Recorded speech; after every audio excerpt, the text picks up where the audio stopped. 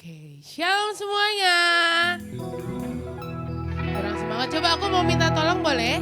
Maju, isi dulu bangku yang kosong. Yuk maju yuk. Maju, ayo maju, maju, maju. Jangan biarkan berkat Tuhan datangnya ke bangku kosong. Ayo maju. Ayo maju, maju, maju. Sharon. Sharon. Neng maju Neng. Ayo Neng. Oke. Teman-teman, siapa yang hari ini lagi ngerasa, aduh Tuhan bentar lagi gue ujian nih. Ada yang lagi mau ulangan PTS? Berarti murid saya doang ya. Murid saya udah mau PTS soalnya Senin besok. Siapa yang ngerasa hari ini, Tuhan gue lagi jenuh banget seminggu ini. Kegiatannya kayak gitu aja. Ada pengakuan gak apa-apa. Oke. Siapa yang ngerasa lagi happy banget? Wih temen gue ulang tahun nih. Gue happy banget. Oke. Apapun kondisi kita saat ini teman-teman. Kita mau datang sama Tuhan ya. Hari ini kita mau kasih waktu kita yang terbaik buat Tuhan. Bapak terima kasih Tuhan. Terima kasih Tuhan kalau Tuhan sudah menibakan kami di tempat ini. Dengan keadaan yang baik, dengan kondisi yang baik Tuhan. Terima kasih untuk semua proses yang Tuhan izinkan. Terima kasih kalau Tuhan masih kasih kami kesempatan. Terima kasih kalau Tuhan masih kasih kami nafas kehidupan. Terima kasih Bapa untuk semuanya. Saat ini Tuhan kami mau datang sama Tuhan lebih lagi. Kami mau membawa Tuhan setiap pujian penyembahan kami hanya kepadamu. Ini setiap kami Tuhan, layakan setiap kami, kuduskan setiap kami Tuhan, sucikan setiap kami Bapa, agar setiap kami berkenan di hadapan-Mu. Terima kasih Tuhan Yesus, terima kasih Allah Roh Kudus. Kami bawa semuanya ke dalam tangan-Mu Bapa.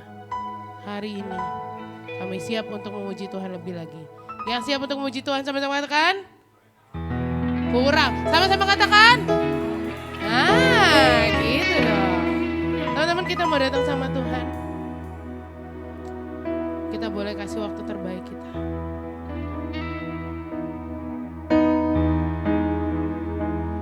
Ada saatnya yang ku alami tak seperti yang aku ingini. Ku tetapkan hatiku untuk percaya.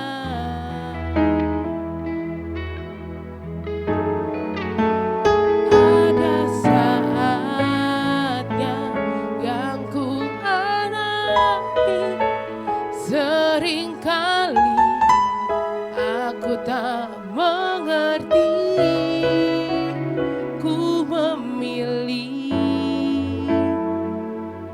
untuk tetap setia. Teman-teman boleh bangkit berdiri, kita mau angkat pujian ini bareng-bareng. Ada saatnya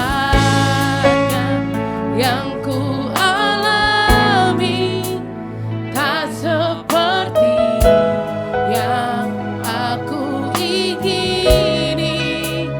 Ku tetapkan hatiku untuk percaya.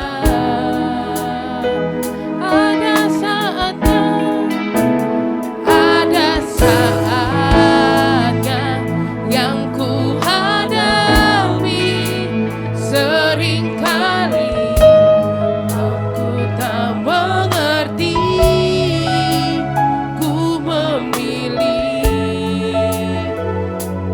untuk tetap setia sampai akhir di hidup kami Tuhan. Sampai akhir di hidupku, ku kan tetap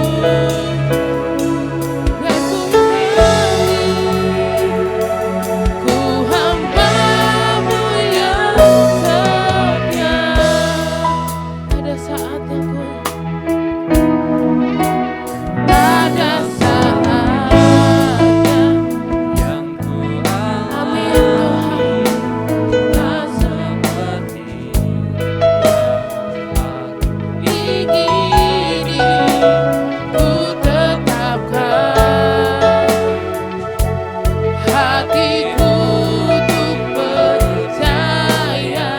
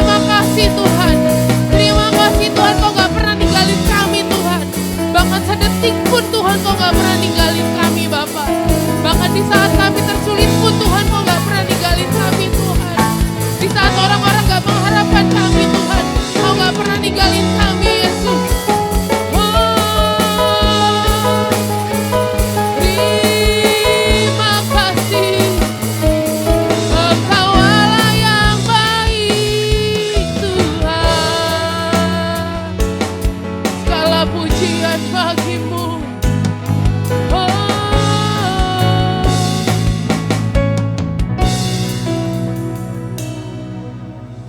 Bapak terima kasih Tuhan. Terima kasih Tuhan untuk cintamu Bapak yang gak pernah berhenti Tuhan. Terima kasih Tuhan untuk pengorbananmu Bapak di kayu salib Tuhan. Terima kasih Tuhan untuk setiap waktu yang telah Tuhan berikan Tuhan. Terima kasih Tuhan untuk kesempatan yang Tuhan izinkan Bapak untuk setiap kami Bapak. Terima kasih Tuhan, terima kasih Bapak. Gak ada Tuhan satu Allah lain pun Tuhan yang bisa menggantikan Engkau Tuhan.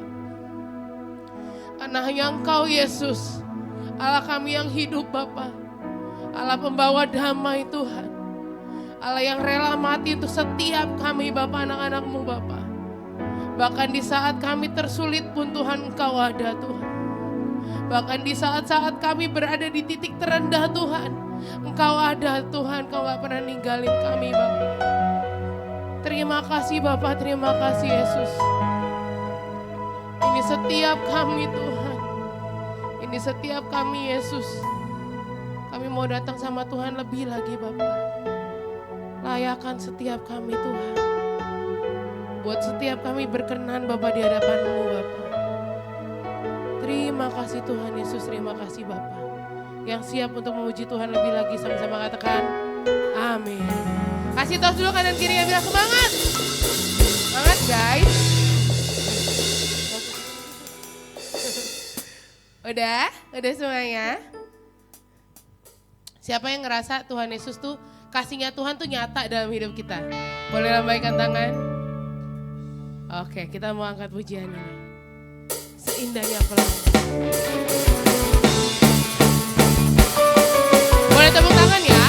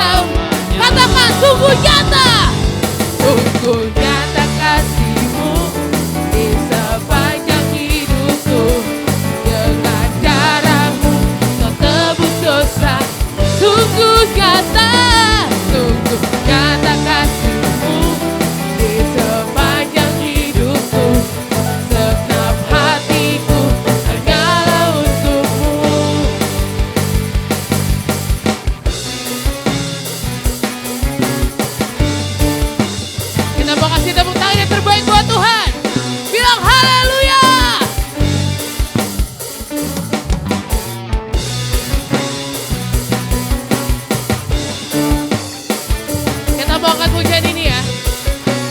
Kita mau katakan dengan lembut sama Tuhan.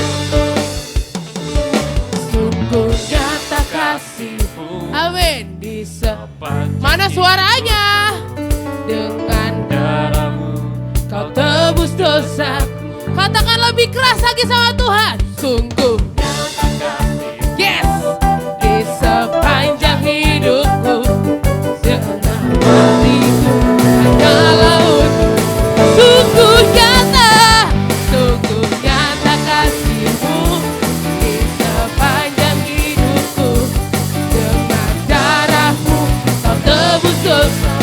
Sungguh nyata Kau Tuhan, nyata kasih-Mu.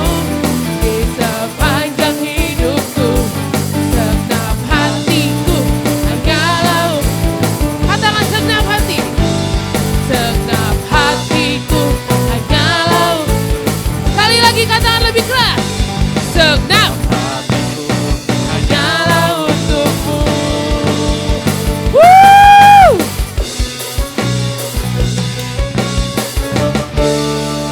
Haleluya. Kurang kencang. Haleluya.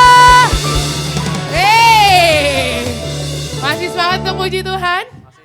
Amin. Siapa yang siap untuk menjangkau jiwa? Boleh lambaikan tangannya. Iya, kita mau menjangkau jiwa.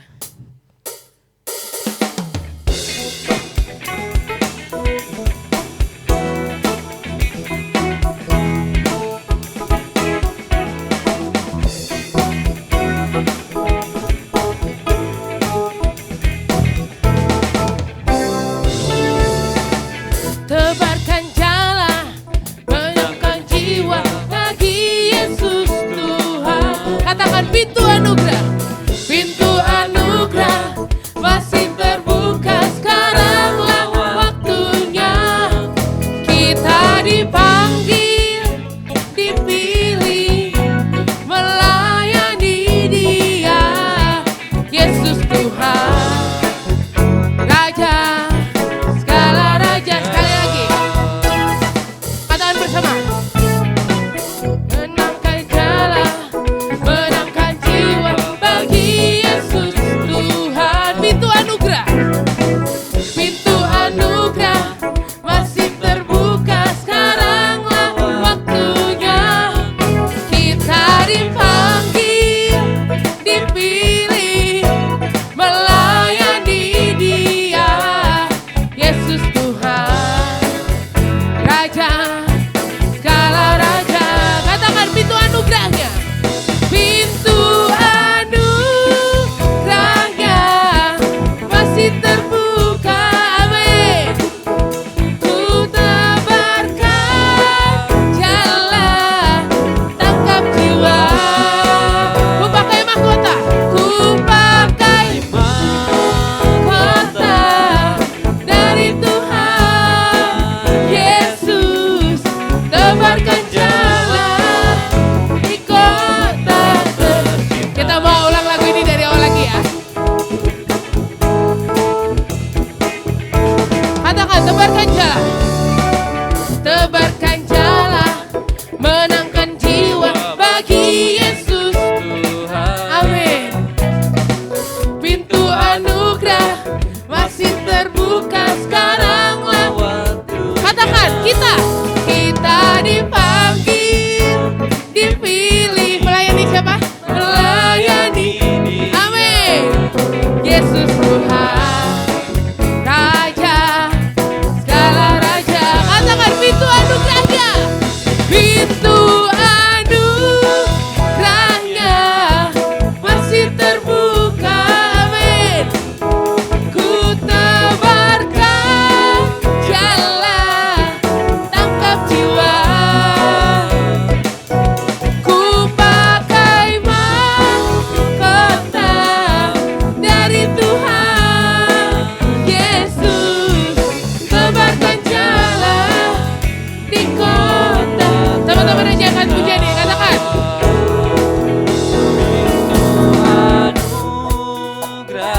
Mana suaranya? Masih terbuka.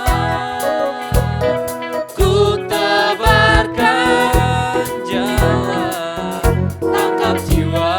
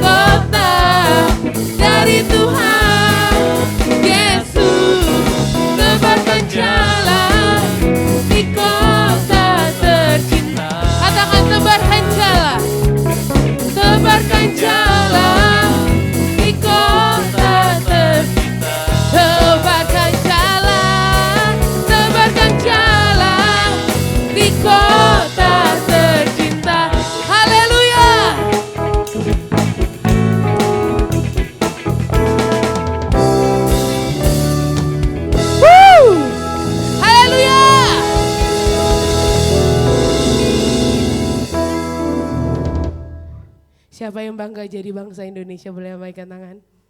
Siapa yang mau taruh hatinya sepenuhnya buat bangsa kita mau doa bareng-bareng buat bangsa kita. Boleh lambaikan tangan. Amin. Tuhan ini setiap kami Tuhan. Terima kasih Tuhan. Hanya Kau Tuhan yang layak ditinggikan Tuhan. Hanya Kau yang layak disembah Tuhan.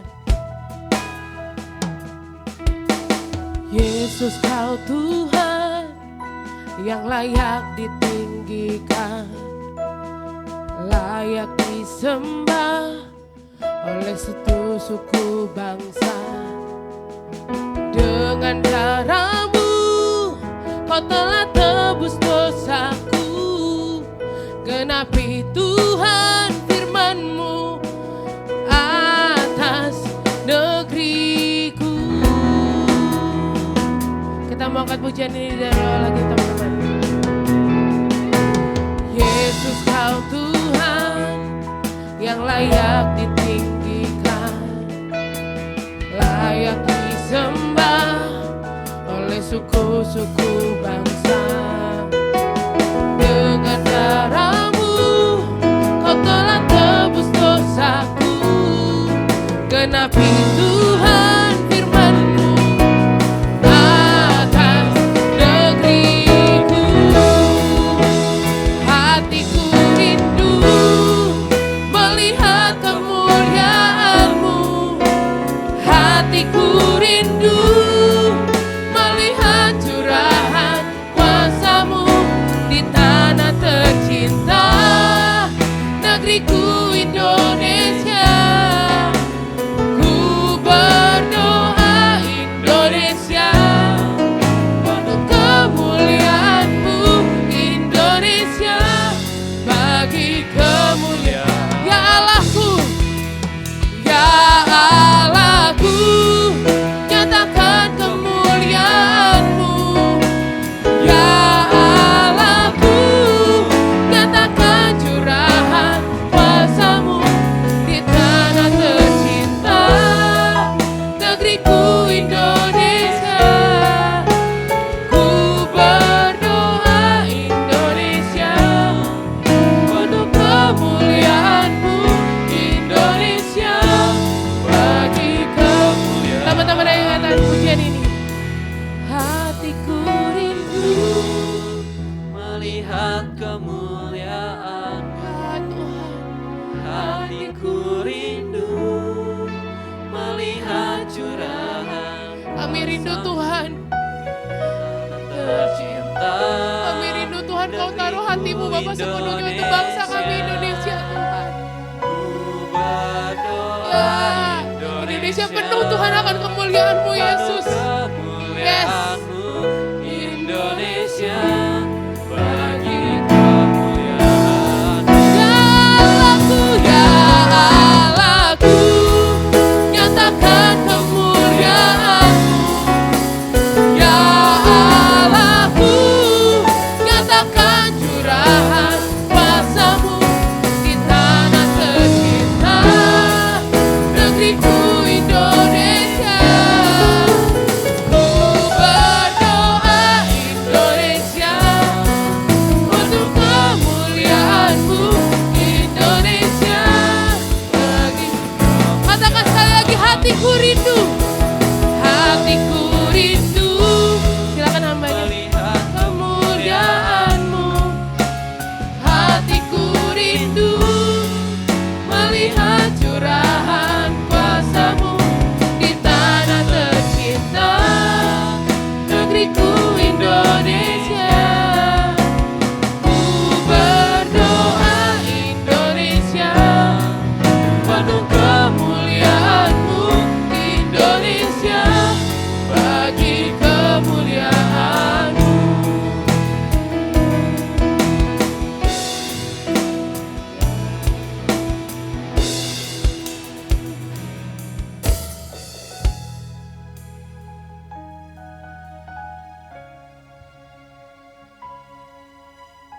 Teman-teman, mari kita bersatu dalam doa. Selamat sore ya Bapak, kami mengucap syukur, berterima kasih atas berkat pengurapan dari daripadamu kami semua dapat berkumpul sore hari ini, bersama-sama beribadah, memuji, memuliakan namamu. Meskipun kami tahu bahwa ada dari setiap kami yang mungkin saat ini sedang tidak baik-baik saja. Mungkin kami tidak mengerti apa yang sedang terjadi dalam kehidupan kami seminggu, sebulan ini. Namun satu hal yang kami yakini bahwa Engkau tetap selalu ada dan bersama-sama kami, dan Engkau tetap selalu mendengar semua yang kami ucapkan, dan Engkau juga yang akan selalu mengetahui apa yang sedang kami alami. Dan kami yakin dan percaya bahwa Engkau juga memiliki rancangan yang baik atas setiap apapun yang terjadi dalam kehidupan kami akhir-akhir ini. Terima kasih Bapa, sebentar kami akan mendengarkan isi hati-Mu, Kau yang perlengkapi lidah bibir hamba-Mu supaya apa yang hamba-Mu beritakan sore hari ini dapat menjadi rema, dapat menjadi kekuatan bagi kami untuk ke depan kami bisa menjadi hamba-hamba-Mu yang setia, yang selalu menjalankan misi akhir daripada-Mu. Terima kasih Bapa, kami buka hari ini ibadah hari ini dalam nama Tuhan Yesus. Kami berdoa dan ucap syukur. Haleluya. Yang percaya sama-sama katakan amin. Shalom. Silakan duduk teman-teman. Thank you, Dream Praise and Worship, sangat memberkati. Oke, shalom, halo teman-teman, selamat sore. Ada yang masih belum kenal saya? Kayak gue terkenal banget ya. Kalau banyak yang belum kenal ya wajar aja, saya juga gak terkenal banget soalnya. Teman-teman kenalin buat yang belum kenal, nama saya Wimpi Chandra, saya jemaat di sini. Saat ini saya jemaat di umum, melayani juga sebagai tim pelayan di sini, sebagai tim juga bukan tim penggembalaan ya, tapi tim dari Bapak Gembala. Dan khususnya sore hari ini saya diberikan kehormatan ya untuk bisa berbicara sama teman-teman semua terkait dengan tema bulan ini. Jadi tema bulan ini yang diberikan kepada Bapak Gembala di gereja kita buat setiap kita itu adalah mengenai misi. Ya makanya mungkin tadi dari lagu-lagunya juga udah terbaca ya, lagunya Tebarkan Jala, Jangkau Jiwa, Hati untuk Indonesia, ya karena memang di bulan ini temanya misi. Nah sebelum itu saya mau intermezzo dulu ya, saya mau tanya nih teman-teman, apa kabarnya nih minggu-minggu ini, bulan-bulan ini? Apakah biasa-biasa saja atau baik-baik saja atau sedang tidak baik-baik saja atau mungkin bukan diambang kematian, kasihan dong, diambang kebimbangan, kehancuran, kegalauan dengan mental breakdown dan sebagainya. Teman-teman, gue mau kasih tahu ya bahwa dalam bahasa Jawanya itu it's okay not to be okay ya. Jadi bahasa Jawa belok dikit. Jadi nggak masalah teman-teman untuk tidak baik-baik saja. Yang penting setiap kita saat sedang tidak baik-baik saja kita tahu gitu loh apa tindakan yang terbaik. Pada prinsipnya seperti itu ya. Nah ya sehubungan dengan itu juga mungkin gue kasih preview dikit ya. Teman-teman ada yang ikut Holy Party 2 tahun belakangan? 1 tahun, 2 tahun belakangan ikut Holy Party ya. Jadi buat yang belum tahu teman-teman, di bulan depan kita akan mengadakan Holy Party sekali lagi, Holy Party 3.0. Ya, nanti akan diketuai oleh ketua youth teman-teman semua, Bapak Berni. Kasih tepuk tangan dong buat Bapak Berni. Siap ya Ber ya? Uang. Oke, jadi sedikit hint gak apa-apa ya. Kalau buat teman-teman di sini ya. Jadi Holy Party 3.0 nanti akan membahas sebenarnya bisa dibilang kelanjutan dari Holy Party yang pertama dan kedua, terutama yang pertama. Jadi buat teman-teman yang belum ikut Holy Party pertama itu membahas tentang mental health issue. Jadi kita itu di usia-usia muda rentan kena mental gitu. Jadi apa-apa dikit rentan kena mental. Nah, Holy Party pertama kan membahas tentang quarter life crisis ya. Jadi di mana krisis-krisis yang kita hidupi, yang kita alami di usia-usia menuju seperempat abad istilahnya gitu ya. Teman-teman rata-rata usianya berapa nih di sini? Ada yang di atas, di bawah 15 ada? Nggak ada? Rata-rata di atas 15, 15 sampai 20? Ada? Lumayan. 20, 25? Ada. Yang di atas 25 gue nggak sebut ya, kasihan.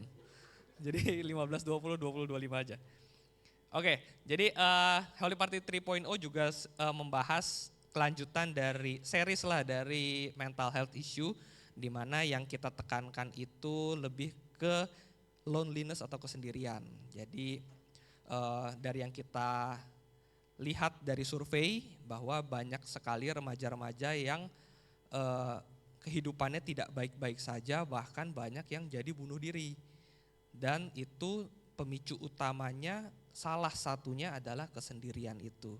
Mereka merasa tidak ada yang memperhatikan, tidak ada yang menemani, tidak ada yang mengerti, sehingga mereka mencari jalan keluar yang mereka anggap bisa mengerti.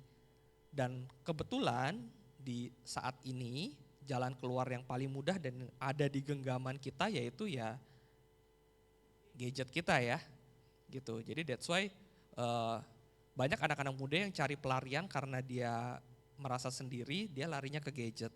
Dan sayangnya pelarian ke gadget itu terkadang bisa berdampak tidak baik. Karena gadget itu kan sebenarnya kan istilahnya tuh, kalau istilah bahasa Indonesianya perangkat pintar ya, atau apa namanya, pokoknya pintar lah prinsipnya gitu. Jadi bisa dipakai untuk hal yang baik, tapi juga bisa dipakai untuk hal yang tidak baik. Nah, biasa sih kalau kita sedang lagi sendiri atau apa, pelarian yang kita cari biasa ujung-ujungnya ke tidak baik. That's why gadget itu juga salah satu trigger remaja-remaja yang lonely atau sendirian, merasa sendirian, itu malah menjerumuskan dia ke hal yang lebih tidak baik. Jadi nanti Holy Party 3.0 akan membahas tentang loneliness, di mana kita juga akan berfokus tentang dampak negatif dari gadget, terutama juga dari bully-bulian. Jadi apalagi rentan ya, kalau misalnya teman-teman di SMP, SMA, kuliah itu memang rentan dengan istilah bully gitu. Dan itu suatu hal yang tidak baik. Dibully nggak baik, ngebully apalagi gitu. Nah, di situ juga nanti akan dibahas di Holy Party 3.0. Jadi Holy Party 3.0 dilaksanakan bulan Oktober ya, di tanggal 26. Oke, 26 Oktober teman-teman bisa catat dan simpan tanggalnya. Oke. Pokoknya nanti jauh lebih keren lah dari Holy Party pertama dan kedua, oke? Amin, mantap. Ya, itu aja ya intermezzo-intermezzonya ya. Jadi kita sekarang kembali ke firman Tuhan. Di bulan ini kita membahas tentang misi. Mungkin boleh ditampilin slide-nya, tim multimedia. Tema yang gue angkat itu adalah Mission Impossible, tapi diberikan tanda tanya. Kenapa diberikan tanda tanya? Karena gue melihat apakah mission ini impossible atau tidak, pada prinsipnya seperti itu ya. Mission Impossible teman-teman ada yang nonton film Mission Impossible Tom Cruise?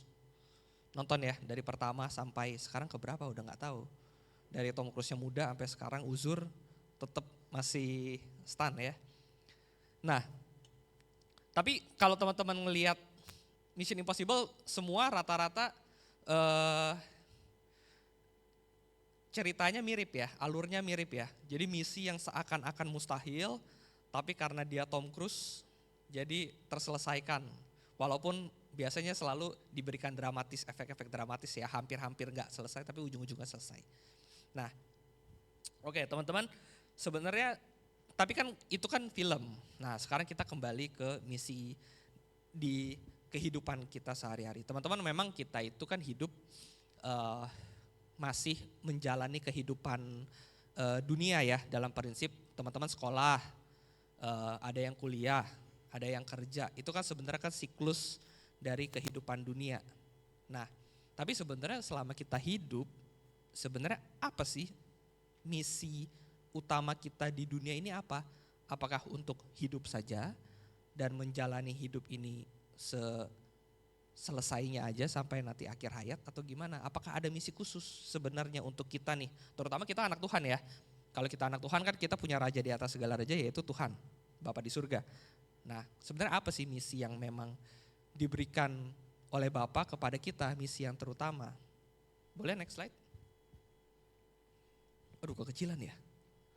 Teman-teman kebaca nggak teman-teman? Kalau nggak kebaca ya. Jadi ini sebenarnya ayat yang cukup populer, Matius 28 ayat 19 sampai 20. Biasa kita sebut istilahnya itu, ada yang tahu? Amanat agung ya. Jadi sebelum Tuhan Yesus naik ke surga, Tuhan Yesus memberikan amanat agung kepada murid-muridnya gitu. Yang berbunyi seperti ini. Karena itu pergilah, jadikanlah semua bangsa muridku dan baptislah mereka dalam nama Bapa dan Anak dan Roh Kudus dan ajarlah mereka melakukan segala sesuatu yang telah kuperintahkan kepadamu. Dan ketahuilah aku menyertai kamu senantiasa sampai akhir zaman.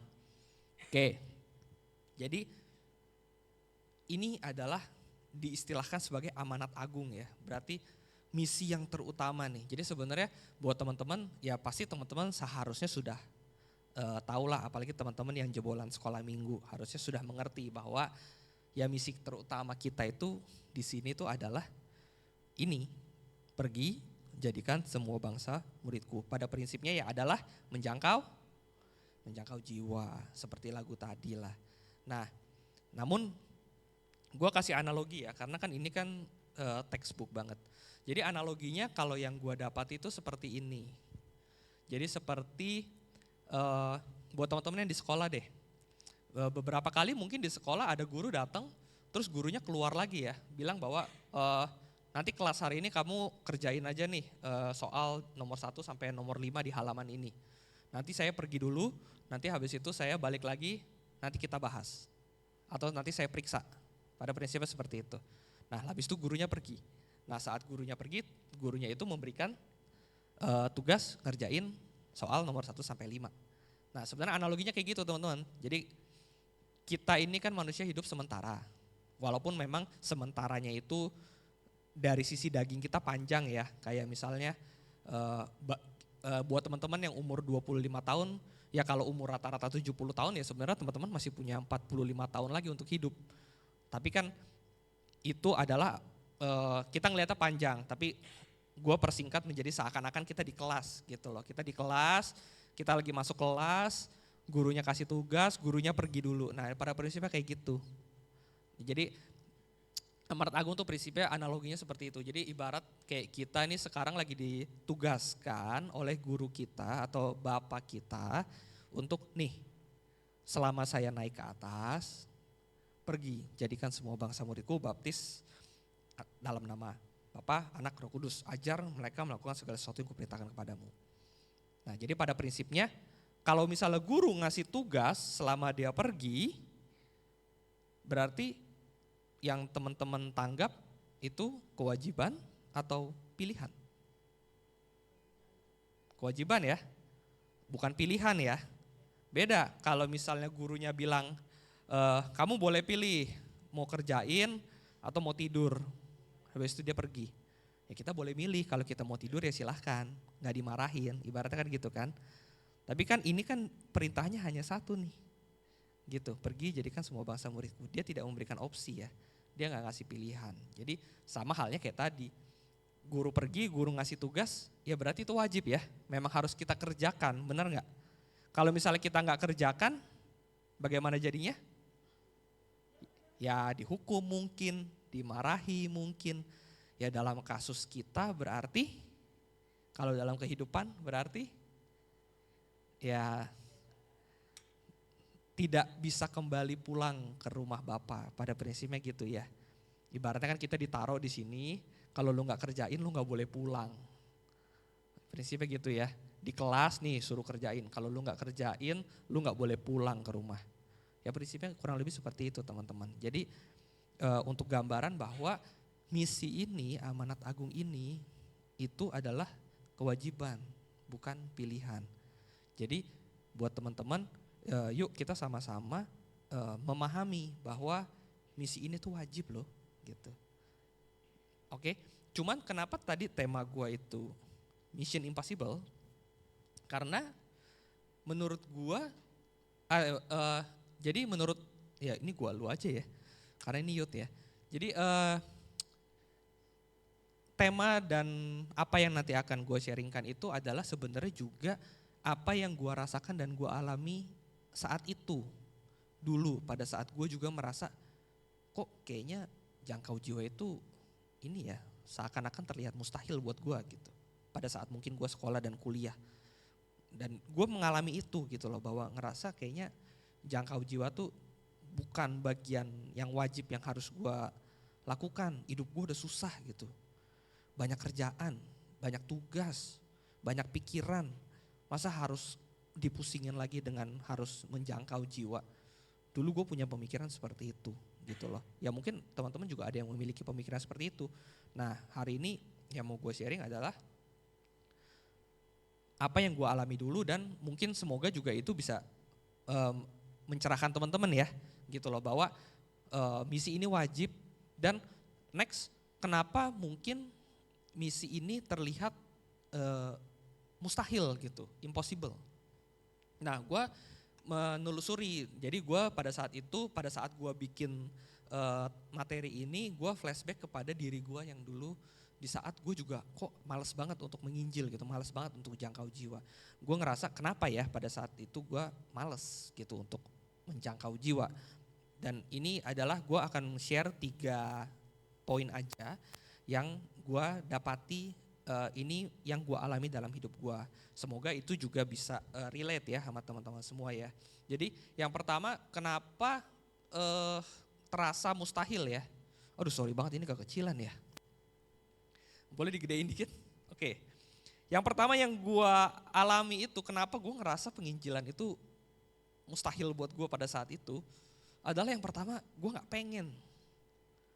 Dari guanya yang gue gak mau gitu. Tidak memiliki kerinduan untuk menginjil. Ibarat ya analoginya ya kayak kita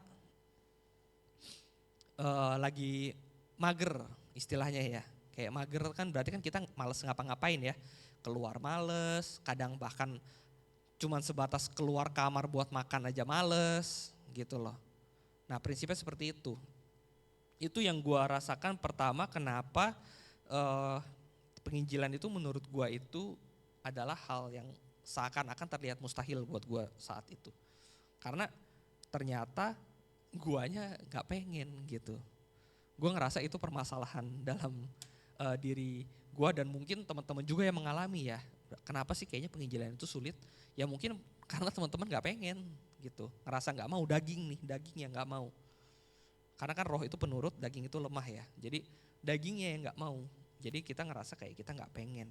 Jadi itu yang poin pertama yang gue bisa share ke teman-teman.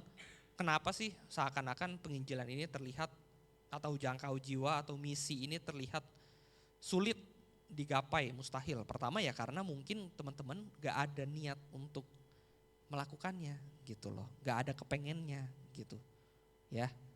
Nah poin kedua, next, kenapa seakan-akan juga misi ini terlihat mustahil? Karena di mindset kita itu penginjilan itu yang kita tahu tuh cara-cara lama. Datengin orang yang kita gak kenal satu-satu. Kalau zaman dulu tuh ada istilah apa sih, buku saku. Yang buku-buku tentang penginjilan, bagi-bagiin satu-satu. Atau misalnya bahkan ngerasa kayak setiap kita ketemu teman, kita harus langsung beritakan firman Tuhan. Seakan-akan tuh dengan cara lama seperti itu yang ada di mindset kita soal penginjilan gitu loh.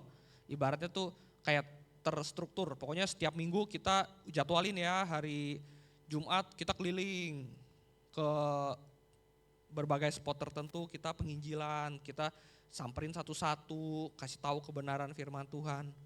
Mungkin di otak teman-teman seperti itu penginjilan pada saat itu gitu loh. Jadi makanya teman-teman kembali lagi ke poin 1, jadi gak niat gitu loh.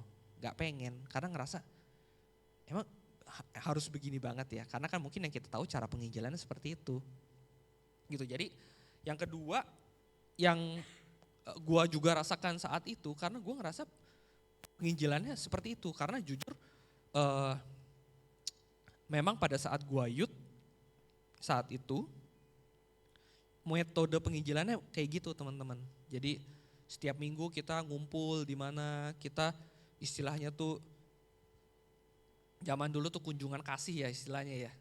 Dateng lah, nyamperin lah rumah siapa lah, padahal kenal juga enggak gitu. Jadi ngomongin firman Tuhan, jadi tuh seakan-akan segala sesuatunya tuh sangat dibuat-buat gitu loh, tidak natural.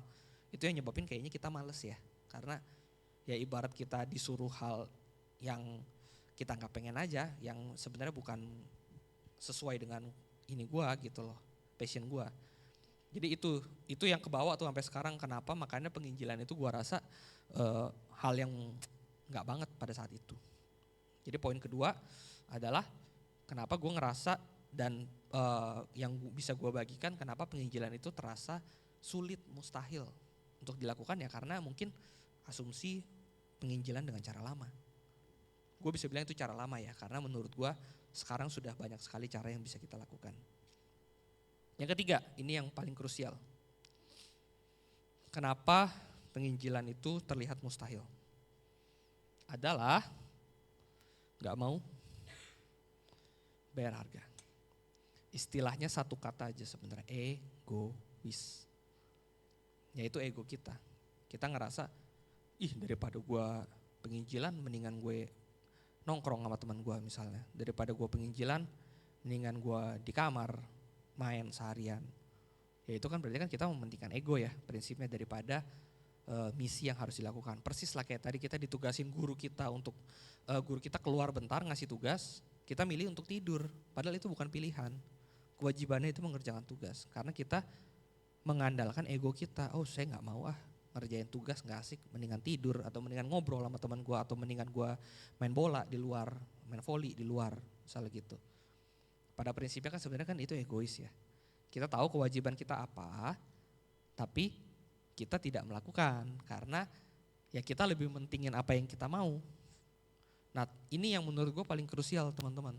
Jadi kita manusia ini lebih mengandalkan ego kita untuk melakukan semua yang kita mau daripada kewajiban yang ditugaskan buat kita gitu loh ya. Padahal kan sebenarnya di saat kita melakukan yang kita suka bisa juga kan sembari kita melakukan kewajiban kita. Prinsipnya kan gitu ya. Pada prinsipnya sebenarnya. Cuman ya tadilah intinya sih males gitu. Males yang sebenarnya kalau ditarik akarnya ya ini gitu. Kita egois aja sama diri kita sendiri. Kita ngerasa bahwa nggak bisa deh gue sibuk. Padahal ya kalau boleh bilang kita sesibuk apa sih gitu. Mungkin buat teman-teman yang kerja yang dari jam 8 sampai jam 5 pertanyaannya apa beneran kerja? Full dari jam 8 sampai jam 5. Ya memang sih jam 12 sampai jam 1 istirahat. Cuma dari jam 8 sampai jam 12 dan dari jam 1 sampai jam 5 apa itu 100% bekerja? Gitu. Itu juga gue cukup yakin hampir gak ada karyawan yang 100% dia bekerja dari jam 8 sampai jam 12 dan dari jam 1 sampai jam 5. Nangkep ya? Banyak lah teman-teman kalau lihat apalagi yang udah kerja jam 8, datang jam 8 bener. Tapi habis absen turun ke bawah beli gorengan, makan gorengan dulu sama teman-teman, naik-naik ke atas jam 9. Jam 9 bukannya langsung kerja, chattingan dulu di WA, update-update, baca berita, ini itu, tiba-tiba setengah 10. Setengah 10 ya kerja sih setengah 10 sampai jam ya setengah 12 lah 2 jam. Jam setengah 12 udah buka Grab atau enggak udah buka mau cari makan apa ntar jam 12.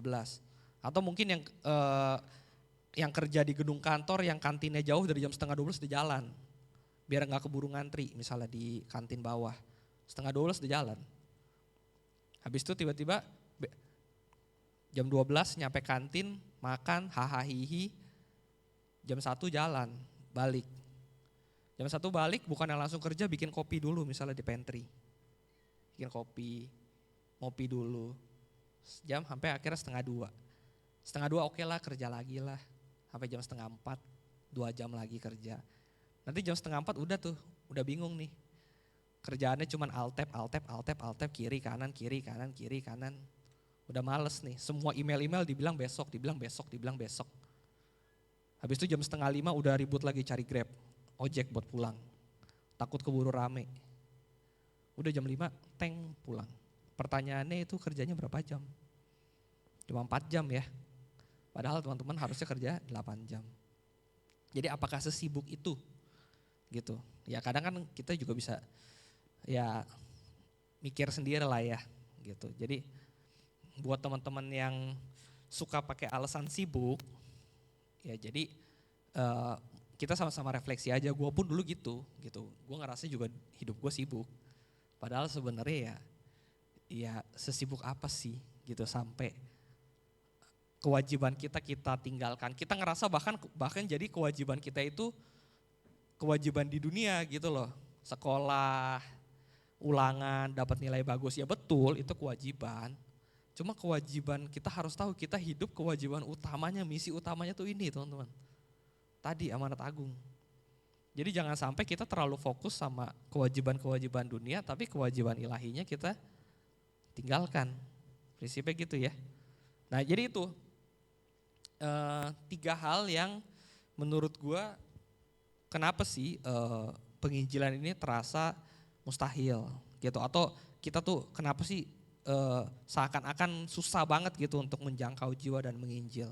Ya jadi pertama adalah kita tidak punya kerinduan. Gue ulang ya, pertama kita gak punya kerinduan, kitanya gak pengen. Yang kedua, kita memiliki asumsi bahwa penginjilan itu caranya tuh cara lama yang kayak gitu tuh, yang door to door, nyamperin orang satu-satu gitu. Beritainnya benar-benar eksplisit gitu loh, udah terima Tuhan Yesus belum, udah percaya Tuhan Yesus belum gitu. Asumsi penginjilan dengan cara lama. Dan yang ketiga ya egois. Kita lebih mementingkan apa yang kita rasa kita pengen daripada apa kewajiban kita gitu ya. Nah dari 3 hal ini gue membedah lagi, berarti sekarang kan kita udah tahu ya teman-teman ya. Kenapa sih penginjilan ini terasa sulit atau bahkan terasa mustahil untuk kita lakukan. Setelah kita tahu 3 ini berarti next step atau tahap selanjutnya adalah bagaimana misi ini yang seakan-akan terlihat mustahil ini, bagaimana supaya bisa terlihat tidak mustahil ya.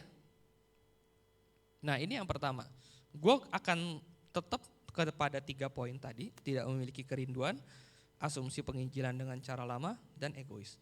Dan dari 3 hal itu gue melanjutkan ke kalau kayak gitu gimana nih? Kalau kita ternyata di otak kita masih kayak gitu, solusinya seperti apa sih? Nah ini adalah yang gue lakukan dan yang gue dapati. Semoga juga ini bisa jadi rema buat teman-teman. Yang pertama, konsep penginjilan yang sulit karena kita tidak memiliki kerinduan. Di saat gue merasa kenapa sih gue gak memiliki kerinduan? Itu tuh setelah gue pikir-pikir, mungkin banyak dari kita tuh kenapa gak pernah rindu untuk menginjil karena mungkin kita belum mengalami Tuhan secara pribadi dalam hidup kita gitu loh. Kita belum mengalami kasih Tuhan, kita belum mengalami Tuhan secara utuh dalam diri kita sehingga ya kita tidak mau menyebarkan ke orang gitu loh. Gue sendiri juga belum ngalamin. Nangkep ya teman-teman ya. Gue kasih analogi, contoh paling mudah adalah analoginya adalah kalau gue ketemu presiden. Let's say lah tiba-tiba gue dapat satu undangan sama presiden, gue bisa ketemu makan siang bareng sama Pak Jokowi misalnya. Wah itu privilege banget dong buat gue dong, siapa gue gitu, gue bisa diundang makan siang sama Pak Presiden. Pertanyaannya saat gue makan siang sama presiden dan setelah gue makan siang, terutama setelah gue makan siang dari presiden, makan siang sama presiden, menurut lu mulut gue comel gak sama semua teman-teman dan bahkan semua keluarga gue? Pasti comel ya. Semua bahkan yang gue gak kenal juga gue kasih tahu kalau gue habis makan siang sama Pak Jokowi. gue taruh lah di sosmed, gue taruh lah di mana. Karena itu hal yang sangat membanggakan buat gue gitu. Gue merasakan sendiri gue bisa beda sama gue cuman ngelihat Pak Jokowi ada beritanya gitu loh di TV. Ini gue beneran dateng, gue makan siang bareng. Besok-besok setiap gue ketemu orang pasti gue bilang, gue kemarin habis makan siang sama Pak Jokowi. Walaupun gue belum kenal-kenal banget, gue udah ceritain lah Pak Jokowi ngomongin inilah, ngomongin itulah, dia makanan favoritnya inilah, dia gak suka inilah. Padahal gue juga gak benar-benar tahu orang makan siang cuma 1 jam gitu loh. Nah analoginya kayak gitu teman-teman. Nah gue aja yang misalnya bisa dapat kesempatan untuk makan sama Pak Presiden aja, besoknya gue langsung sebarkan ke semua teman-teman gue, keluarga gue bahwa gue habis makan siang sama Presiden. Nah bagaimana kita umat manusia ini yang sebenarnya tidak layak seharusnya masuk api neraka, tapi karena kasih karunia Allah kita diselamatkan ya oleh Bapa di sorga. Itu kan juga privilege dong, ibaratnya kita harusnya mati di kekekalan, tapi kita ditebus oleh darah Bapa yang kudus. Sehingga kita kembali dilayakkan gitu. Kalau gitu kenapa kita tidak ceritakan ke semua teman-teman kita bahwa gue tuh sebenarnya, kalau buat teman-teman kita yang sebenarnya lagi mental breakdown lah, lagi burn out lah, lagi segala macam, kenapa kita gak cerita bahwa gue juga dulu gitu. Tapi gue sekarang udah gak begitu, karena di dalam diri gue nih sekarang udah ada yang ngejagain, gue udah punya Tuhan. Setiap gue apa-apa gue selalu ada yang ngebimbing misalnya. Ya. Kenapa kita tidak melakukan seperti itu? Berarti mungkin karena teman-teman belum merasakan secara langsung gitu loh. Ya. Karena kita belum ngerasain, memang jadi wajar kenapa kita tidak berkeinginan untuk memberitakan ke keluarga, teman-teman dan sekitar. Karena kita belum merasakan. Jadi gimana caranya supaya mengalami dan merasakan Tuhan terlebih dahulu? Ya prinsipnya kita kan sudah punya buku manual kehidupan ya, yaitu Alkitab ya. Nah itu dibaca teman-teman. Buku manual Alkitab tuh gue selalu bilang sebagai buku manual kehidupan, karena menurut gue segala aspek dalam kehidupan itu ada di Alkitab gitu. Kalau teman-teman baca dan teman-teman pahami, teman-teman renungin, setiap saat teman-teman sedang menghadapi segala sesuatu yang mungkin seakan-akan gak ada jalan, sebenarnya tuh di Alkitab ada jawabannya gitu loh. Karena itu buku manual kehidupan. Jadi dengan kita membaca buku manual kehidupan kan seharusnya kita lebih mengerti ya, siapa Bapak kita, sosok seperti apa, di dunia ini kita harus ngapain, bagaimana. Setelah kita itu pastinya kita akan mengalami gitu loh, kita merasa kita dibimbing. Ya analoginya ya persis seperti kita habis beli barang, misalnya kita beli apa sih, kalau Gundam masih ngehits gak sih di zaman teman-teman? Ya atau enggak misalnya kita beli apa kek yang harus dirakit dulu, ya pasti kan kita baca manualnya ya, gimana cara ngerakitnya ya. Kalau kita nggak baca manualnya, kita gimana bisa ngerakit si mainan tersebut gitu, si figur tersebut, action figure tersebut sampai dia menjadi action figure gitu loh. Pada prinsipnya kan gitu. Nah persis nih kayak gitu kehidupan itu. Ya kita harus bacalah untuk kita tahu gimana cara merangkai kehidupan kita sampai kita menjadi serupa seperti Kristus. Kalau kita nggak baca ya gimana caranya kita bisa jadi serupa Kristus. Ibaratnya action figure-nya gimana caranya jadi. Kalau action figure-nya nggak jadi nggak akan kita pamerin dong ke teman-teman kita action figure-nya kan. Ibaratnya kan gitu.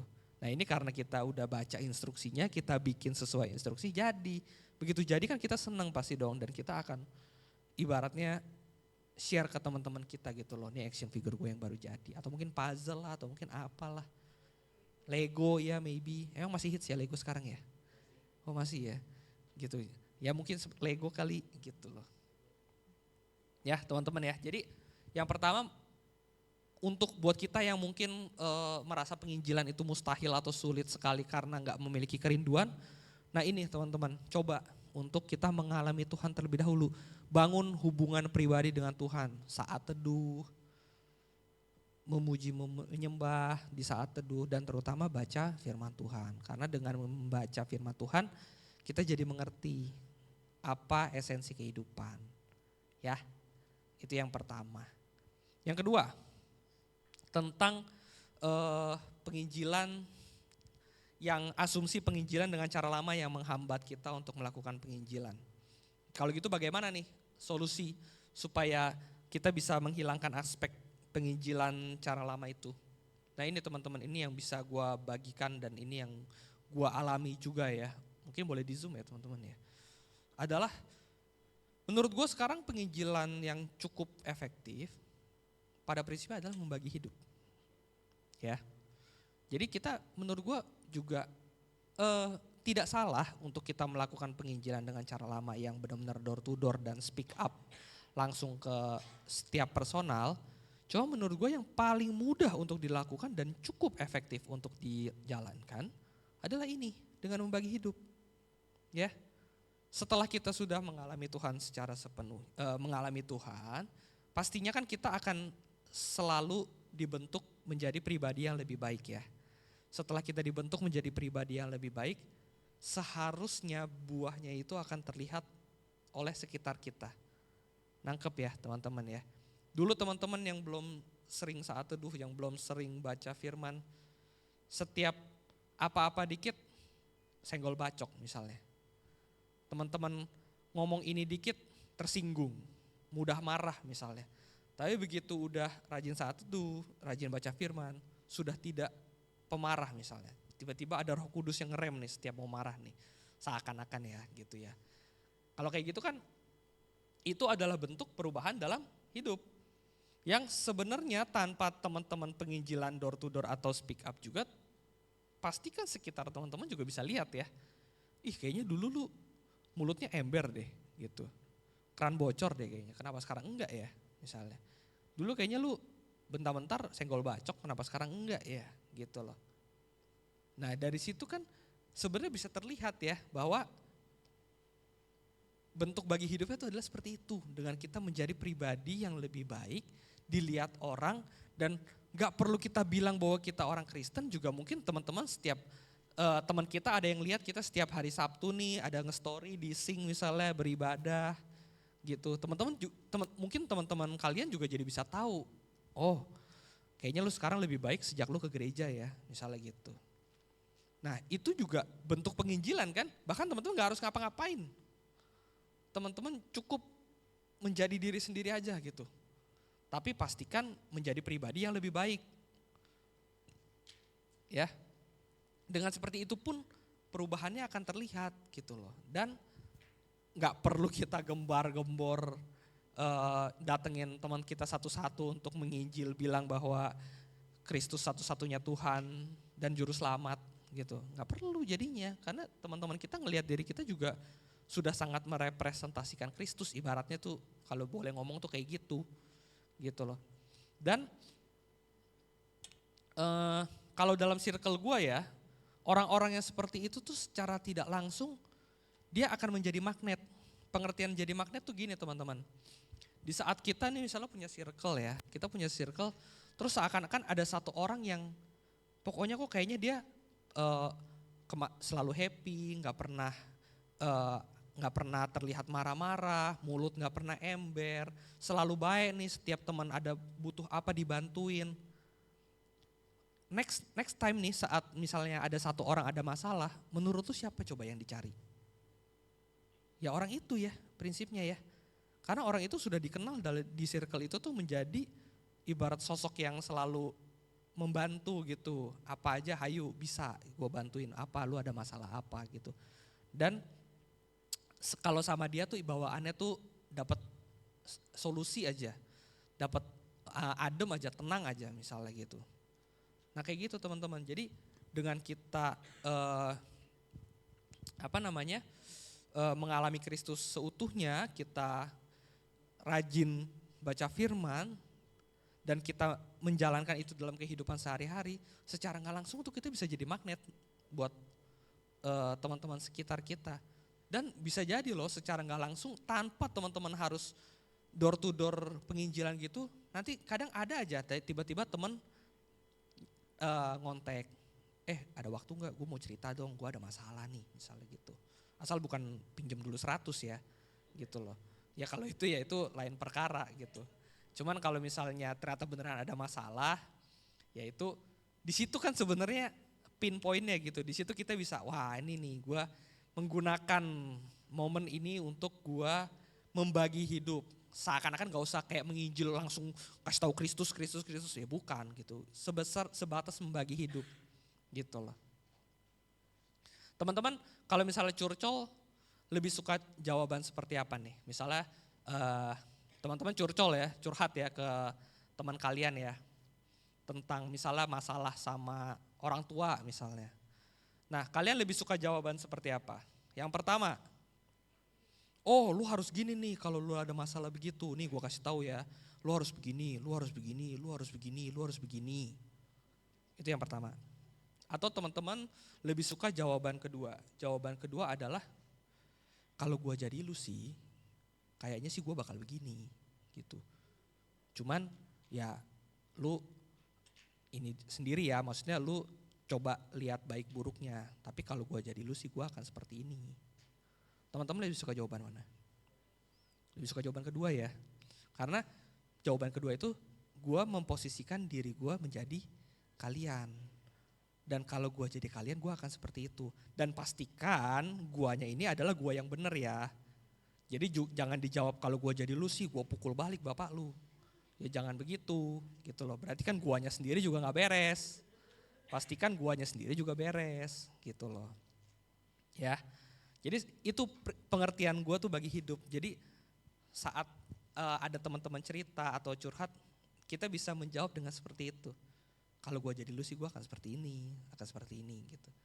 Dan gue pun kalau cerita sama orang, gue juga akan lebih suka jawaban seperti itu gitu. Jadi ya kenapa gak gue terapkan itu ke teman-teman gue kalau teman-teman gue lagi cerita. Prinsipnya gitu ya teman-teman ya.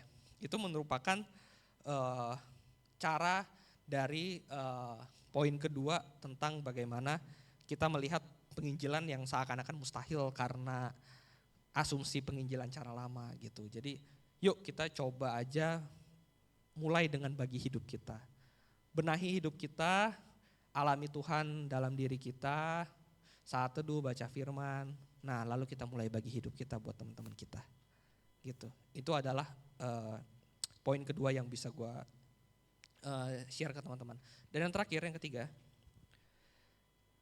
tentang poin ketiga tadi adalah kita merasa penginjilan itu mustahil karena kita gak mau bayar harga ya. Atau seakan-akan egois. Kita ngerasa kita gak mau capek. Nah, menurut gue gimana sih caranya supaya kita terhilang dari mindset itu, egois itu. Nah, gue pakai analogi kayak gini. Teman-teman mungkin ada yang udah kerja? Ada yang udah kerja ya? Pertanyaan gue, apakah teman-teman 100% menyukai pekerjaan teman-teman? Ada yang 100% menyukai? Kalau ada gue bisa bilang bohong. Gak mungkin ya. Atau teman-teman yang sekolah. Ada yang 100% sangat suka sekolah? Gue sih enggak. Saat dulu gue juga enggak. Gitu. Lalu pertanyaannya, kenapa dijalanin? Kenapa tetap sekolah? Kenapa tetap kerja? Udah tahu gak suka? Ya enggak, bukan berarti gak suka ya, udah tahu gak bener-bener pengen gitu loh gue ngerjain bagian ini. Atau gue bener-bener gak pengen juga sebenarnya sekolah kayak gini. Kenapa masih dijalanin? Buat yang kerja deh paling gampang, kenapa lu masih kerja padahal lu gak suka? Uang ya, gue gak ngomong uang deh, gue ngomongnya upah ya biar lebih relate ya. Karena ada rewardnya ya. Jadi walaupun kita gak pengen, kita tetap melakukan karena kita tahu nanti setiap tanggal 25 atau 28 atau tiap tanggal 1 ada upahnya gitu loh. Ada cuannya, lui gitu loh. Buat yang sekolah karena ada, bukan uang jajan juga sih, gue gak pengen sekolah juga sih karena uang jajan ya. Kalau sekolah tuh menurut gue kebalik, karena kita tahu apa resikonya kalau nggak sekolah. Kalau bolos ketahuan diomelin, nanti nilai jelek nggak naik. Begitu nggak naik, ya urusan deh lu sama bapak emak lu gitu. Seperti itu ya, karena kita tahu nih kalau gua nggak sekolah, kacau nih ke belakang nih. Buat yang sekolah mungkin kayak gitu. Kenapa jadi lu tetap harus sekolah walaupun lu gak suka. Nah buat yang kerja karena lebih ngelihat rewardnya. Nah prinsipnya ini teman-teman yang harus teman-teman tanemin juga tentang penginjilan. Kembali ke tadi ya, gue bilang bahwa penginjilan ini amanat agung berarti sifatnya kewajiban atau pilihan? Kewajiban. Berarti kalau tidak kita lakukan ada dampaknya. Dan dampaknya itu adalah, ya apa nih, bukan bawah ya. Ya api neraka ya istilahnya, gue gak mau nakut-nakutin lah. Cuman maksudnya ya kita gak jadi masuk ke dalam kekekalan, prinsipnya gitu. Ya memang ini kita gak bisa ngelihat, gak bisa terlalu takut karena mungkin kita belum ngalamin ya. Gitu loh. Karena mungkin kita gak pernah denger sharingan dari orang yang pernah masuk neraka gitu. Jadi gue gak pernah tahu seserem apa neraka gitu loh. Mungkin kalau sekolah gak naik kelas, lu pernah lihat kan temen lu yang gak naik kelas jadi sekacau apa hidupnya. Jadi lu takut gak naik kelas misalnya. Mungkin karena ini gak terlalu kelihatan, karena belum ada orang yang bangkit dari api neraka lalu bersaksi gimana sakitnya di neraka. Jadi kita mungkin seakan-akan kita gak bisa tahu seberapa takut gitu loh. Atau yang kedua soal upah, ya mungkin orang kerja karena dia betul-betul melihat upahnya gitu loh. Upahnya tuh nyata nih, real, duit. Dan dengan lu mendapatkan upah itu lu bisa menjalani hidup yang lebih baik. Kalau sekarang kan seakan-akan upahnya belum terlihat ya. Karena upahnya adalah nanti. Di kekekalan nanti. Hai anakku yang baik dan setia. Gitu. Masuk ke rumah Bapa. Belum terlihat. Jadi memang gua pun juga merasa wajar kalau teman-teman ngerasa kayak gak takut-takut banget untuk gak nginjil. Atau gak pengen-pengen banget untuk gak menginjil. Untuk menginjil. Ya karena gitu. Karena ngelihat bahwa kayaknya konsekuensinya belum pernah teman-teman rasakan juga. Atau bahkan rewardnya teman-teman belum rasakan juga gitu loh. Nah tapi penting untuk teman-teman juga harus mengetahui ya. Bahwa penginjilan ini sifatnya wajib dan ada dampaknya kalau tidak, dan pastinya ada upahnya apabila teman-teman jalankan gitu loh. Nah ini yang teman-teman harus masukin nih ke dalam mindset gitu, bahwa ini loh penginjilan itu tuh sifatnya wajib dan memang wajib itu kan berarti bukan pilihan. Dan ketahuilah bahwa ini ada upahnya kok, dan upahnya itu nanti kekal di surga gitu loh. Dan buat teman-teman yang suka males, ya berarti jalankanlah yang poin 1 dan 2. Alami Tuhan terlebih dahulu, sebatas bangun hubungan dengan Tuhan. Lalu teman-teman hanya sebatas bagi hidup teman-teman ke sekitar teman-teman. Semudah teman-teman jadi berkat buat sekitar teman-teman, itu tuh teman-teman juga sudah menginjil. Gue cukup suka dengan kemarin itu khotbah dari mentornya Bapak Gembala kita. Pak siapa ya Ber? Pak Duijo ya. Pak Duijo tuh pernah khotbah, maksudnya sebenarnya tuh penginjilan yang efektif tuh tidak semata-mata teman-teman harus ke daerah yang belum terjamah, beritakan firman Tuhan, lalu ke semua daerah yang teman-teman belum pernah ini, lalu beritakan firman Tuhan. Tidak semerta-merta harus seperti itu. Sebatas teman-teman jadi berkat dan jadi terang buat keluarga kecil aja, inti teman-teman. Kebayang gak? Kita sekarang nih misalnya ada 20 orang. Masing-masing punya keluarga. Let's say keluarganya 3 orang deh. Sebatas kita jadi berkat buat keluarga kita yang berisi 3 orang, maka 20 orang ini bisa menjadi berkat untuk langsung 60 orang. Bisa menginjil langsung ke 60 orang, 20 kali 3 ya. Asumsi misalnya 1 orang ini punya keluarga isinya 3 orang. Kebayang gak nanti kalau itu dilakukan turun-temurun? Saya jadi berkat buat istri saya dan anak saya. Anak saya nanti jadi berkat menginjil buat anak-anaknya dan buat pasangannya. Nanti akan menyebar dan suatu saat di titik equilibriumnya nanti semua umat manusia akan terjamah, benar gak? Dimulai dari keluarga inti aja. Gak perlu sampai harus ke teman-teman apa-apa. Bahkan bisa seperti itu bisa menjadi penginjilan yang efektif. Sebatas keluarga inti teman-teman aja. Tapi kalau kebayang gak kalau semua orang menjalankan untuk keluarganya masing-masing, apa enggak satu dunia langsung terselamatkan. Tanpa teman-teman harus nyebar-nyebar. Gitu ya. Jadi pada prinsipnya teman-teman juga semudah mulai dulu dari dalam keluarga. Circle paling dekat teman-teman, teman paling inti atau bahkan keluarga inti. Teman-teman main yang emang selalu ketemu, sebatas itu aja. Dan juga gak harus kayak agen asuransi gitu yang harus kemana-mana ngajak meeting bawa laptop ngasih tahu proposal gitu. Gak harus seperti itu gitu. Teman-teman sebatas bagi hidup. Berarti kan PR-nya adalah bagaimana teman-teman dapat mengalami Tuhan ya. Jadi menurut gue kunci dari penginjilan yang efektif adalah diri kita sendiri dulu yang harus mengalami Tuhan. Alami Tuhan, bangun hubungan dengan Tuhan, saat teduh baca firman, lalu kita sebatas bagi hidup kita buat sekitar. Dan dimulai aja dulu dari yang paling dekat dengan kita. Hopefully nanti juga akan menyebar gitu loh dengan kita membagi hidup. Ya. Jadi tidak semata-mata seakan-akan harus keluar kemana-mana dan menginjil gitu ya teman-teman ya. Oke, gue akan tutup dengan satu ayat terakhir, ayat peneguhan buat menguatkan teman-teman. Next, ya, yaitu di Matius 5 ayat 16. Yuk kita baca sama-sama ya, Matius 5 ayat 16, 1, 2, 3. Demikianlah hendaknya terangmu bercahaya di depan orang, supaya mereka melihat perbuatanmu yang baik dan memuliakan Bapamu di surga.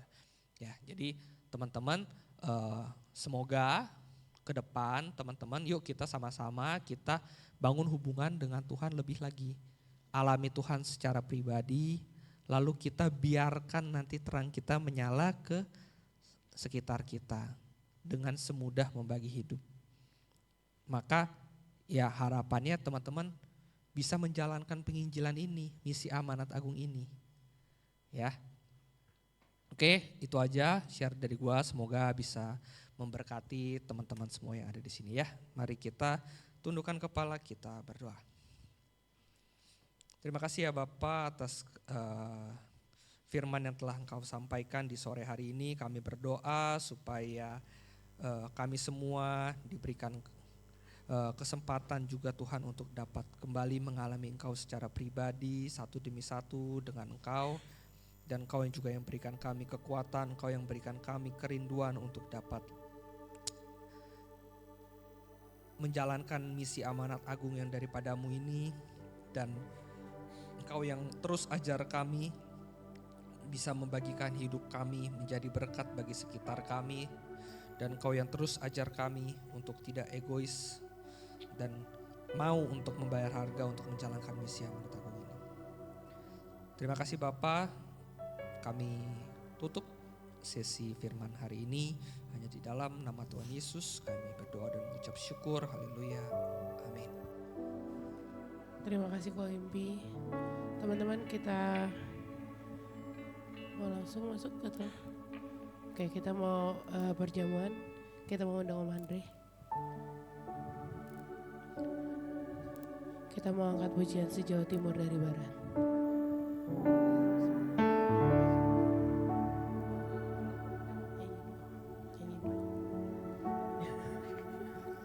Sejauh timur dari barat, Engkau membuang dosaku.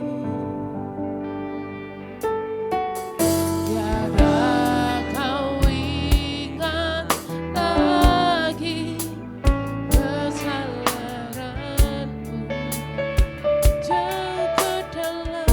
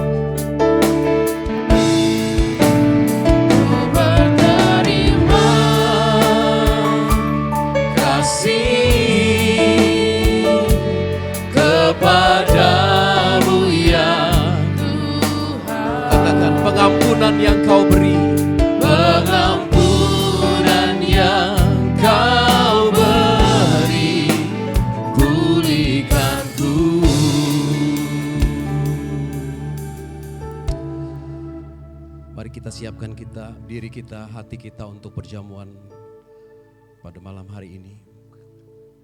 Tuhan, kami berdoa, kiranya Kau menguduskan roti dan anggur yang akan kami terima melalui perjamuan kudus malam hari ini Tuhan. Kuduskan hati kami, sucikan hati kami, sehingga kami boleh layak menerima tubuh-Mu dan darah-Mu Tuhan. Dan kami percaya melalui perjamuan kudus malam hari ini, kami semakin lebih lagi menyatu dengan Tuhan. Mengerti rencana Tuhan atas setiap kehidupan kami, khususnya sebagai anak-anak muda di tempat ini. Terima kasih Tuhan. Berkati roti dan anggur ini Tuhan. Demi nama Tuhan Yesus Kristus, kami berdoa dan mengucap syukur. Mari rekan-rekan kita angkat roti kita tinggi-tinggi mengatasi kepala kita. Kita terima perjamuan kudus malam hari ini. Demikian firman Tuhan. Sebab apa yang telah kuteruskan kepadamu, telah aku terima dari Tuhan, yaitu bahwa Tuhan Yesus pada malam waktu Ia diserahkan mengambil roti. Dan sesudah itu Ia mengucap syukur atasnya, Ia memecah-mecahkannya dan berkata, inilah tubuhku yang diserahkan bagi kamu, perbuatlah ini menjadi peringatan akan aku. Apakah kita percaya bahwa roti yang ada di tangan kanan kita ini adalah benar-benar tubuh Kristus? Kita makan dengan iman di dalam nama Tuhan Yesus Kristus.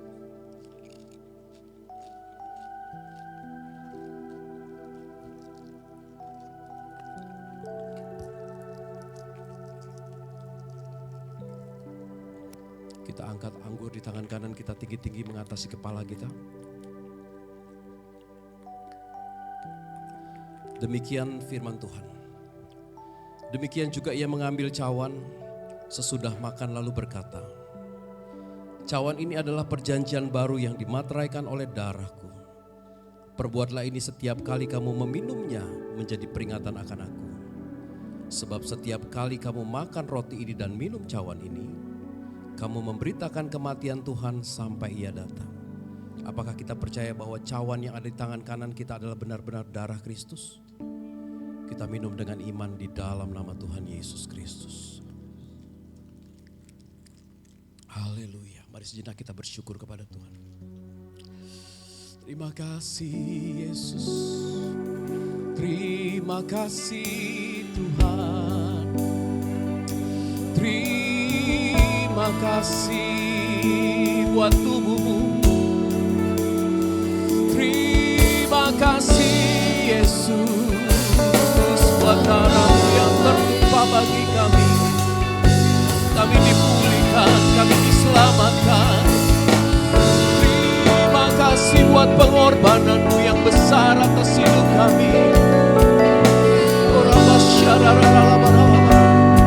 Mari naikkan syukur-Mu di hadapan Tuhan. Katakan Tuhan, terima kasih untuk pengampunan yang Kau beri bagi kami. Terima kasih untuk setiap kesempatan yang baru yang Tuhan berikan bagi kami. Bersyukur Tuhan, kami bersyukur. Haleluya, haleluya, haleluya. Terima kasih Yesus, terima kasih. Terima kasih Tuhan.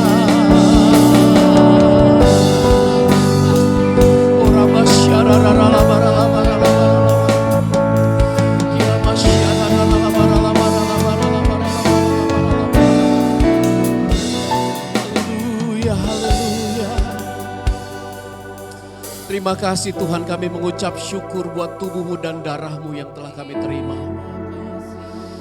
Kami harusnya orang-orang yang sudah binasa karena dosa dan pelanggaran kami. Tapi karena begitu besar kasih-Mu akan kami, Kau berikan kami kesempatan untuk hidup. Terima kasih Tuhan. Terima kasih Yesus. Kami boleh mengambil bagian di dalam perjamuan kudus ini. Dan kiranya Tuhan terus kuduskan hati kami. Kuduskan hidup kami Tuhan. Kami Kami mau lebih lagi mengenal Tuhan. Kami mau lebih lagi mengabdikan diri bagi Tuhan. Selagi kami masih muda Tuhan, biar kami mau berikan hidup kami kepadamu. Terima kasih Tuhan, terima kasih. Kami percaya kami sudah diampuni. Kami sudah dikuduskan, kami sudah disucikan. Bahkan Kau memberikan kuasa kepada kami untuk menjadi berkat, untuk menerangi sekitar kami. Terima kasih Bapa. Terima kasih Yesus. Kami berdoa dan mengucap syukur untuk perjamuan kudus ini. Di dalam nama Tuhan Yesus Kristus. Setiap kita yang percaya dan sudah terima, sama-sama katakan. Amin, amin, amin. Silakan duduk rekan-rekan yang terkasih.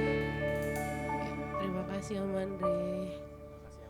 Oke, teman-teman, siapa yang diberkati oleh firman yang disampaikan Ko Impi hari ini? Boleh lambaikan tangannya. Oke, kita mau kasih jempol dulu ya. Sama seperti biasa kita mau kasih jempolnya ke Ko Impi, bareng-bareng kita mau bilang makasih Ko Impi, Tuhan Yesus memberkati. Bisa? Oke, 1, 2, 3. Terima kasih Ko Impi, Tuhan Yesus memberkati. Oke, kita mau next pengumuman. Mana? Adakah? Oh, persembahan dulu. Oke, yuk. Kita mau persembahan, silakan Jisrael doa. Baik teman-teman, sebelum kita persembahan alangkah baiknya kita berdoa. Tuhan, terima kasih atas berkat-Mu pada malam hari ini. Tuhan, Kau telah mengumpulkan kami ya Tuhan.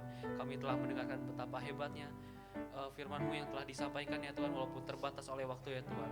Tuhan, sekarang kami ingin memberikan yang terbaik ya Tuhan. Kalau Kau berkati segala semua pemberian kami ya Tuhan. Berkati juga untuk orang-orang yang memberi maupun yang tidak memberi. Di dalam nama Tuhan Yesus kami sudah berdoa dan mengucap syukur. Haleluya, amin. Amin.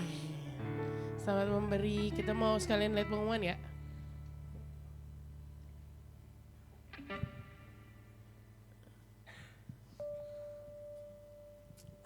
Shalom semuanya. Wah, terima kasih banyak Ko Impi sekali lagi untuk kebenaran firman Tuhan yang telah diberikan. Tadi udah dikasih jempol ya Ko Impi ya. Terima kasih sekali lagi. Teman-teman, pengumuman hari ini seperti biasa. Minggu depan kita akan ada ibadah seperti biasanya lagi di sini. Lalu dengung ya. Tes. Oke. Adakah di sini yang itu tandanya ada kali ya. Bunyinya tuh tiada yang heran. Oh bukan ya. Bukan ya. Tes, oke. Adakah yang baru pertama kali hadir di tempat ini? Oh ada, puji Tuhan. Silakan berdiri. Siapa namanya? Iya? Tata, suara musiknya. Kita senyap dulu. Siapa namanya? Glenn. Selamat datang Glenn. Boleh disalamin satu-satu. Hai Glenn, selamat datang di tempat kita. Selamat datang. Teman-teman, nanti kalau ketemu, Glenn berdiri lagi. Nah lihat, teman-teman lihat Glenn. Ini namanya Glenn. Jadi nanti kalau kita ketemu, kita sapa, ini saudara kita, ini keluarga baru kita, Glenn.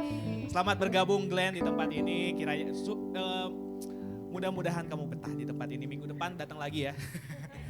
Oke. Tepuk tangan untuk teman baru kita. Oke. Selain Glenn ada lagi? Gak ada ya?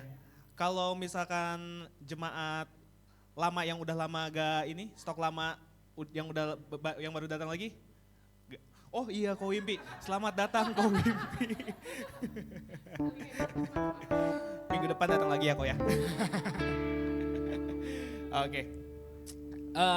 Hari ini pengumumannya cukup sampai segitu, demikian aja.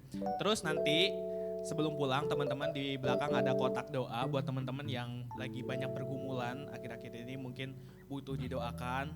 Boleh menuliskan doa-doanya dan masukkan ke kotak doa, nanti dari pengurus akan mendoakan teman-teman. Dan kita juga nanti di minggu depannya kita akan doakan sama-sama di depan sebagai doa syafaat kita. Oke, sekali lagi ya teman-teman, kalau misalkan punya pergumulan apapun itu, mungkin lagi nyari kerja atau mungkin nyari jodoh, ya nyari jodoh juga susah ya Pak. Ya pokoknya bisa ditulisin di situ apapun dan kita akan doain bareng-bareng. dari saya cukup sekian.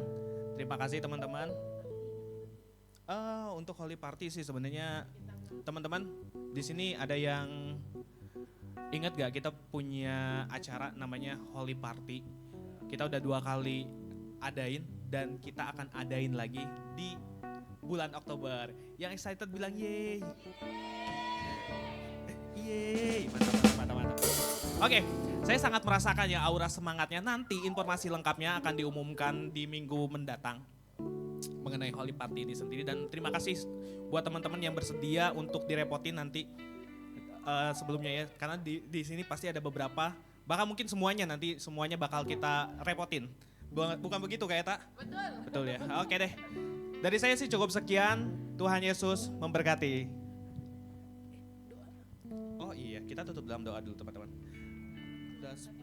Oke. Teman-teman, saya undang semuanya untuk bangkit berdiri lagi yuk. Kita berdoa. Sama-sama kita berdoa untuk setiap pergumulan kita, berdoa untuk negara kita berdoa juga untuk lingkungan sekitar yang mungkin akhir-akhir ini sedang gak baik-baik aja. Mari kita bersatu hati dalam doa. Bapa, kami bersyukur Tuhan, kalau pada hari ini ya Tuhan kami boleh datang kepadamu ya Bapa, menyembahmu ya Tuhan, mendengarkan kebenaran firman-Mu ya Tuhan. Firman-Mu mengingatkan kami kembali ya Bapa untuk kami ya Tuhan, memberitakan Injil-Mu ya Tuhan, bahwa memberitakan Injil-Mu ya Tuhan bukanlah sebuah pilihan ya Bapa, tetapi sebuah keharusan yang kami lakukan sebagai anak-Mu ya Bapa. Terima kasih Tuhan, terima kasih Yesus. Di tempat ini ya Bapa, sebagai bentuk ya Tuhan, kami mencintai ya Bapa negara kami ya Bapa. Kami mau berdoa untuk bangsa kami Indonesia ya Bapa. Di tengah-tengah pergejolakan politik yang ada ya Tuhan. Di tengah-tengah ya Bapa gejolak isu-isu ya Bapa tentang resesi ekonomi ya Tuhan. Kami berdoa ya Bapa setiap masalah yang terjadi ya Bapa di negara kami, di bangsa ini ya Tuhan. Tuhan turut bekerja ya Bapa untuk menyelesaikan semuanya ya Bapa. Kami serahkan ya Bapa bangsa Indonesia ini ke dalam tangan pengasihan-Mu ya Tuhan. Biar di bangsa ini ya Bapa ada sebuah kasih ya Tuhan yang melingkupi bangsa kami Indonesia ya Tuhan. Nama-Mu ya Bapa semakin dimuliakan ya Tuhan melalui mulut kami ya Bapa sebagai bangsa Indonesia ya Bapa. Bangsa Indonesia ya Bapa menjadi bangsa yang menyembah Tuhan.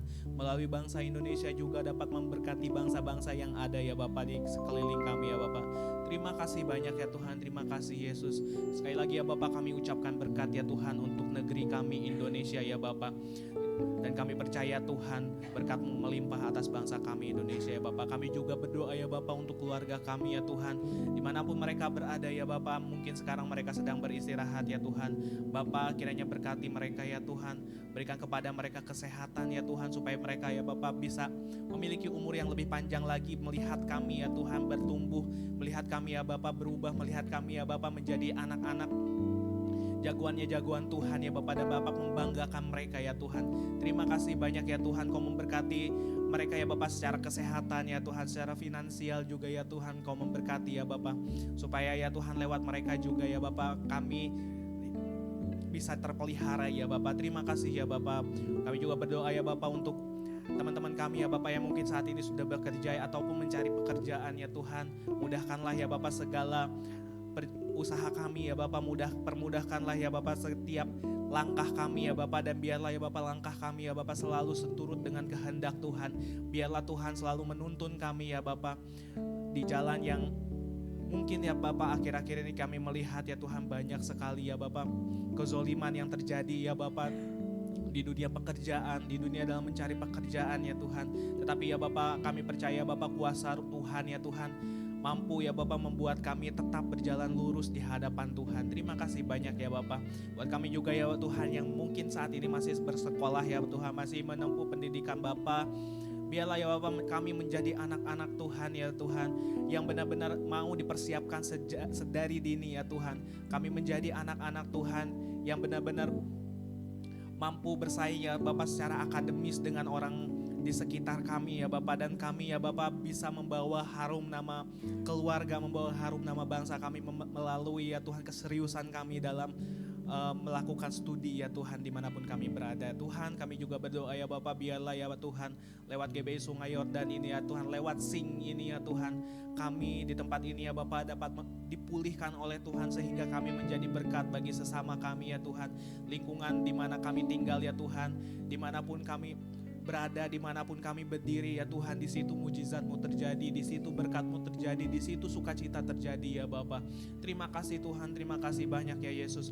Kalau sebentar kami akan menerima berkat daripada Tuhan, kiranya ya Tuhan berkat daripada-Mu turun atas kami ya Bapa, melalui hamba-Mu ya Tuhan.